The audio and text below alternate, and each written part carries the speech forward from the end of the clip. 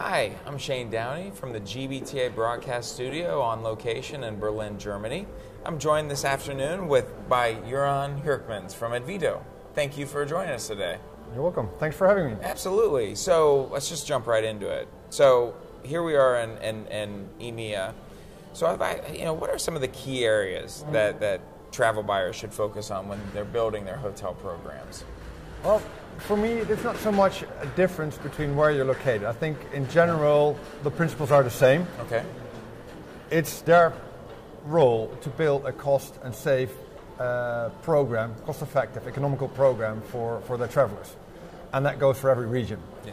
And in order to do so, you need to know what you're talking about. You need to know your program. You need to know your data. Where are your travelers going?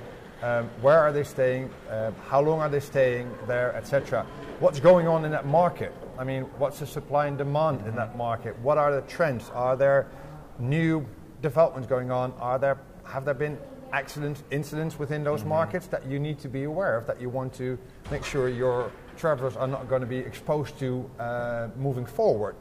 So I think, again, for EMEA or any other region, know your program, know the markets, know exactly what as far as you can, know what your program will look like, how it will develop, what your company will do. Will there be changes in the travel pattern so that you can anticipate on that and use the data, use the information that you have to negotiate your new program. So it's just that, it's the increased data, the increased knowledge that really helps the program grow no matter where you are. And I mean, there are specifically things for Europe that are different, of course, than in markets than are in the rest of the world, but that's what the regional person needs to know. Right, absolutely. So, look, we always hear from travel buyers, they're always focused on cost savings as a top priority for their travel programs, but beyond the obvious measures to control costs, what other areas should they be looking at to achieve savings and improve their travel programs?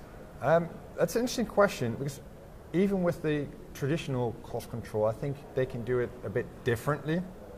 What we would recommend to our clients is that they focus on the top properties, top markets that they have spent with. The hotel programs are very big, the number of hotels that they're using, you can't control them all. So have a tiered approach towards that. Focus on the ones that you do have the spend, that you do have the leverage to actually negotiate best rates. Go for fixed rates in those markets. And also based on the data that you have, for instance, for your tier 2 markets with a bit less volume, maybe you can go with dynamic rates, percentage of bar. So focus on the areas that you can really make a difference, and for the tail end, let it go. Make sure that you have coverage, that you can offer content to your travelers so that they know that they have hotels to book, but don't spend your money that you're not going to make the savings there. So that's the one thing on the sourcing. The other thing is that's at the end of the sourcing, but then your actual program is going to start. But things will change. Supply might change, your footprint might change, there might be more demand, but also things in the markets will change. So make sure you keep an eye on that. Dynamically manage your performance. So check, are the rates that you've negotiated, are you actually getting those, or are there better rates out there with published rates? Are you actually getting the negotiated, are they available? So make sure that you get that kind of information. If that's not the case, go back to the hotels. Make them increase the availability for your program, or maybe negotiate a second room category for the same rate, so that you are able to use that that negotiated rate and get the benefits from your sourcing. If hotels are not performing, be willing to take them out of the program, because you need to send out that message to the market that if they're not performing, they don't deliver to what you've agreed with them, that there is a consequence to it. So, and add new properties to it if you think that's needed, because the demand is too high. You can't do it with your current program, or new openings that have an interesting offering. So it's very important not to stop after the actual sourcing engagement, but keep on managing the program in a dynamically way. Yeah, you're not done after that contract signed. No, you got to keep going. Because that's where the paper savings is, but the real savings is when you're going to spend the money, and that's why you need to stay control as well. Okay, and so as we're talking about cost savings, I mean, is that going to come at the expense of the traveler's satisfaction, or can it go hand in hand? It should go hand in hand, and it definitely can go hand in hand.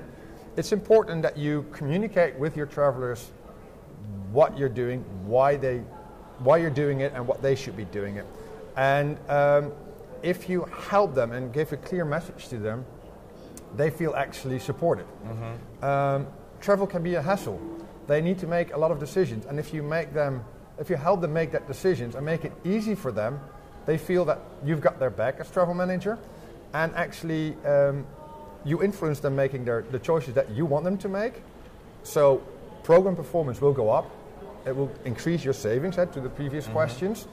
But at the same time, we see that traveler satisfaction goes up as well because they feel supported. It's made easy for them to do what they want to do. So absolutely, it can go hand in hand. It should go hand in hand. All right. Well, yes, it should. Yeah. Well, thank you. That was interesting. Thank you for coming here and being a part of it, and look forward to hearing from you again in the near future. So, thank you very much. Thank you for joining us this afternoon at the GBTA broadcast studio in Berlin, and we will talk to you soon.